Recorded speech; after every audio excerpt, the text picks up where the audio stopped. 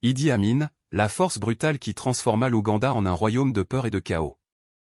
Idi Amin Dada est né le 17 mai 1925 à Koboko, en Ouganda, au sein d'une famille humble, marquée par la vie rurale et les difficultés d'une société coloniale sous domination britannique. Dès son enfance, Amin fut témoin de l'inégalité, de l'autorité imposée sans négociation et du contraste entre la discipline militaire et la vulnérabilité de la vie paysanne. Ces années formatrices cultivèrent en lui un mélange troublant d'ambition, de ressentiment et d'un sens de l'ordre qui se manifesterait plus tard sous une forme extrême de pouvoir absolu. Durant sa jeunesse, Amin rejoignit l'armée coloniale britannique, où il découvrit son talent pour la discipline militaire et l'obéissance rigide, tout en développant un caractère imprévisible et autoritaire.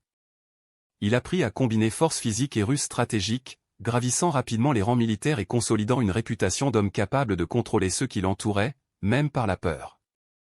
Après l'indépendance de l'Ouganda en 1962, Amin poursuivit sa carrière militaire et commença à s'impliquer dans la politique du nouveau pays, d'abord comme protecteur puis comme adversaire des dirigeants civils.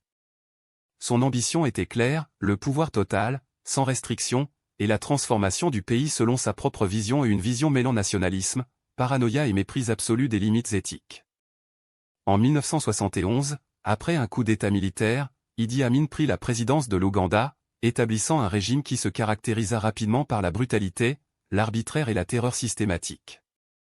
Son gouvernement redéfinit non seulement la politique du pays, mais transforma aussi la vie quotidienne en un exercice de peur et de soumission.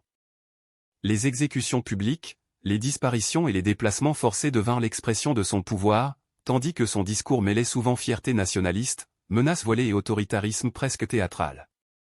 Sous son règne, des dizaines de milliers d'Ougandais perdirent la vie, parmi eux des fonctionnaires, des intellectuels, des opposants et des membres de minorités ethniques, victimes de purges politiques et de campagnes de violence ethnique.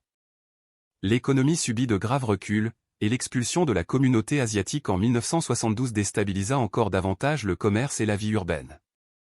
Malgré son image d'homme fort, Amin construisit un royaume fondé sur l'improvisation, le caprice et la manipulation de la peur, où la loyauté se payait par des privilèges et la désobéissance par la mort.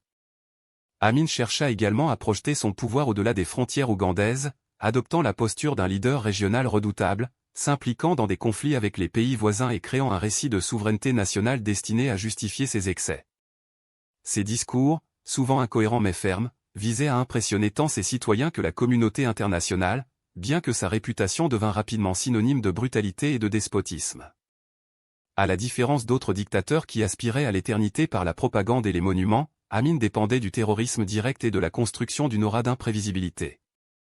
Chaque acte gouvernemental reflétait son besoin de maintenir un contrôle absolu, un mélange de théâtralité, de violence et de caprice qui déstabilisait autant ses alliés que ses ennemis.